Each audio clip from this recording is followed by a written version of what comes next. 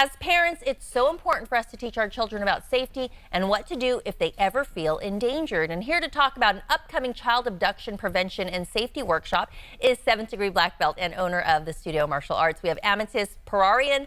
Hi, Amethyst. Welcome. Thank you for joining us once again. You always bring us great tips. And so today it sounds like we are talking about really protecting our child from strangers and what to do in those type of situations. Why is it important to create a child anti-abduction workshop? Well, every 40 seconds, a child goes missing in the United States. And according to the FBI, just in 2019, there were 421,000 entries of missing children in the United States. So even if that number was 10, I'd want to know how to keep my kids safe.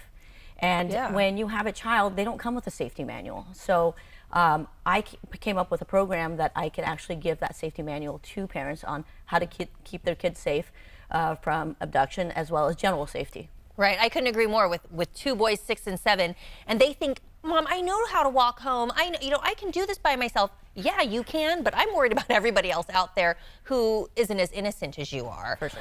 So I think it's great. You have an upcoming workshop. Tell me about it. What are you going to cover? So this Saturday at noon, we're hosting a workshop at the Studio Martial Arts and Fitness in Roseville. And we basically have this set up where the parents and the kids come in together. And they go into 2 separate rooms. The kids go in one room. They get a fingerprint kit, as well as their child abduction prevention tools, their safety tips, and general safety.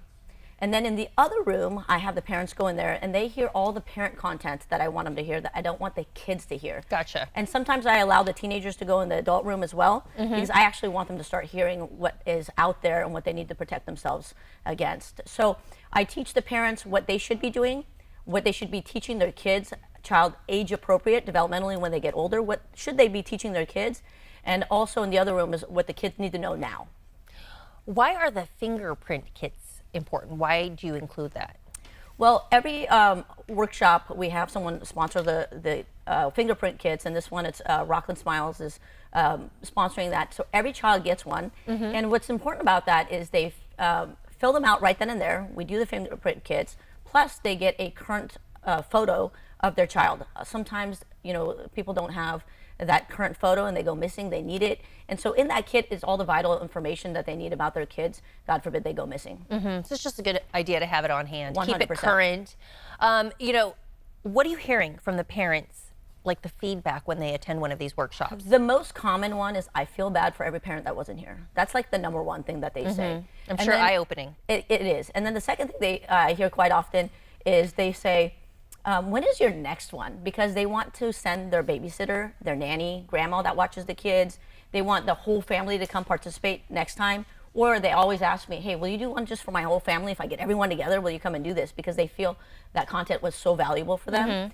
And then I have parents that come and say, man, I thought I had this down. And then they take the course and they go, holy moly, I can't believe how much I actually learned and the things I have to shift in my life right now to keep my kids safe. And that's why you keep doing it. Talk about some of the preventative measures. What are some of the tips you can offer us right now?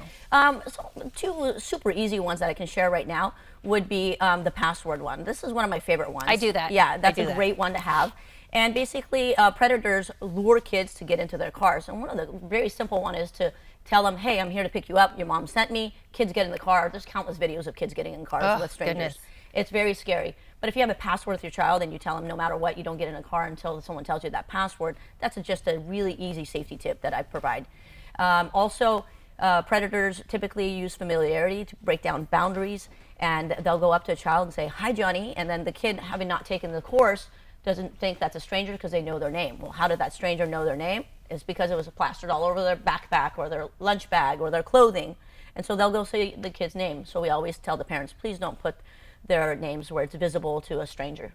And what should you do if you're, as an adult, suspicious of another adult? You gotta do something, and you have to say something. You have to bring it to authorities' attention. If you're at a park and you see someone taking pictures of kids and no kid is waving back, that's a red flag. They're probably there not with a kid, and you should take a picture of that person, and then God forbid something happens, you have a picture of someone that you can give to authorities and say, hey, by the way, I noticed this person was at the park taking pictures of kids, but they had no kid there. Right. Well, this isn't something we like to think about, but you have a lot of great tips. I'm sure your workshop's going to be valuable for a lot of parents. So they've got to check you out to find out more about this workshop. But thanks for sharing a little bit with us today. Thank you for having me.